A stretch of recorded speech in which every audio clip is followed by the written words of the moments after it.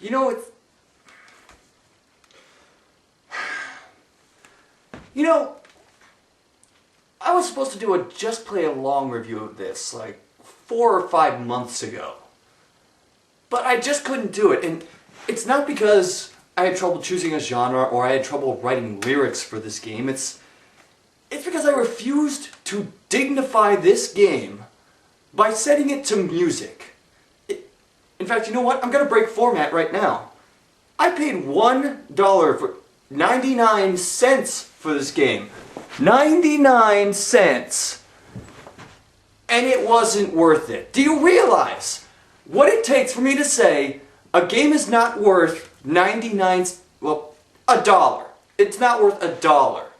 That's me saying, you know, between this video game and 4 stale gumballs from a mall vending machine, I would have more fun with the gumballs.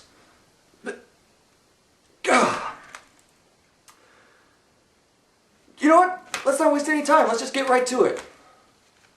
Oh yeah, and welcome to $5 Gaming. Get to the clips!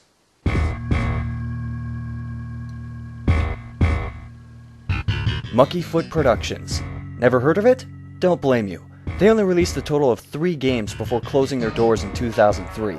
Among their incompleted titles were a game adaptation of Bulletproof Monk and Urban Chaos 2, which eventually became Urban Chaos Riot Response, which is nothing like the first Urban Chaos. Their first game was Urban Chaos for the PC, released in 1999, and actually, it was received rather well. Then in stepped game publisher Eidos Interactive, who said, "Hey, the console gamers are missing out. We've got to port this to the Dreamcast and the PlayStation ASAP." Yeah, the Dreamcast and the PlayStation, meaning without a lot of work, they're gonna basically look alike graphically. You really mean to tell me you couldn't wait for the 3 or 4 months it was going to take for the PS2 to come out? Why don't you just port Atari Bowling to the Dreamcast while you're at it? Oh, and I love the cover art for this game. It has to be one of the most awkward-looking attempts at a cleavage shot I've ever seen. Seriously, try standing like this. Stand with your ass at a 45-degree angle to your back, while your spine at your rib cage curves forward for your chest, and then straightens out again at your neck. Hell, even the introduction is awkward. It starts with a prophecy that in July of 1999, a great king of terror will fall from the sky and create war. But no more than 30 seconds later, we see it's the 31st of December in 1999. Well, what happened? Did the prophecy come true? I'm assuming not, because the city is still standing, and in the game we eventually try to stop it, but why would we see this after the fact when it depicts a meeting that happens later in the game? It's like the intro sequences for 2 different titles somehow wound up on the same disc. Who the hell are you jokers? This ain't Halloween! They're wearing suits. How is that Halloween? Oh, and don't get too attached to these guys with the Gatling pistols. They and the plot don't show up until 3/4 of the way through the game. No, literally, they don't show up until mission 18 out of 24. So who do we fight until then? Well, the Wildcats, of course!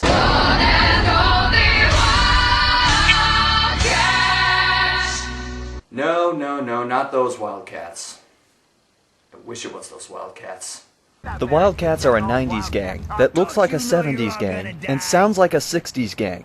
It's like the Jets and the Sharks from West Side Story sold their dance shoes for baseball bats and handgun ammo. Their main contribution to the plot is about 12 filler missions and shouting, "We're taking over this town!" now and then. Ah, shut it, Flyboy. There ain't nobody listening down there. Help! I was hoping I'd never have to use this again, but here we go. The game takes place in Union City, but judging by the accents of most of these people, I'm just gonna call it Brooklyn. Yeah, and then you'll still come back and bust me tomorrow. Get out of here!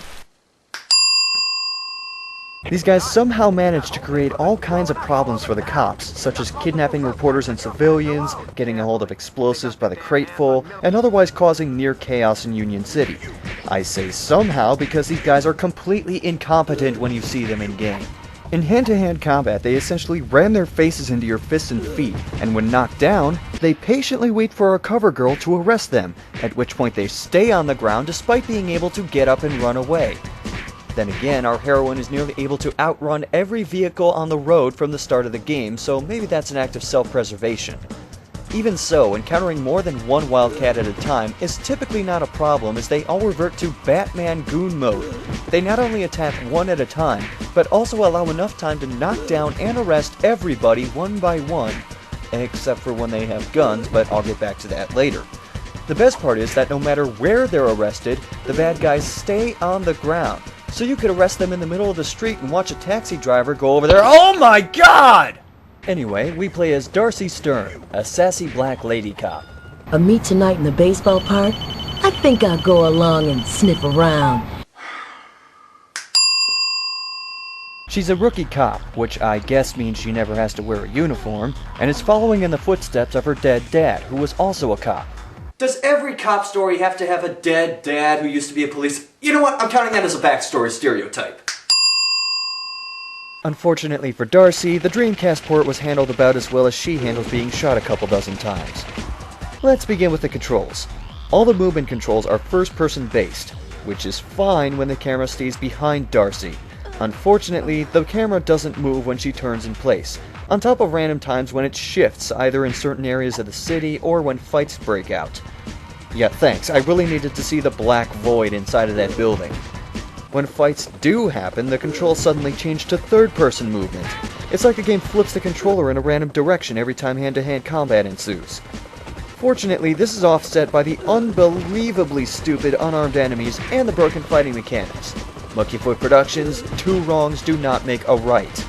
Darcy can punch or kick people and do 3-hit knockdown combos that are triggered by timing the attacks properly. Or at least that's how it's supposed to work, because the third attack seems to register at random, even if timed correctly. So how do we work around this? Simple. Just hold forward and spam punches. Either Darcy will do an armbar takedown on a guy so he can be arrested then, or she'll invoke Fist of the North Star and glitch spam punches until she beats her opponent to death.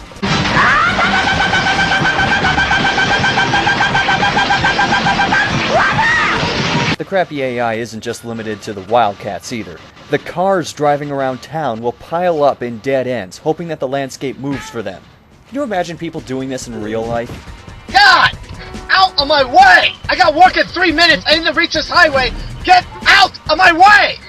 Even better, some cars will get stuck on things like streetlights and guardrails when no other cars touch them. How bad of a programmer do you have to be to not keep these cars on the road? Actually, you know what? It might be the people behind the wheel. Imagine what kind of intellect could lead to being such a terrible driver. Yo, dogs, I'm going to the strip club to pick up a bottle of soda for my cat in the swimming pool. Oh.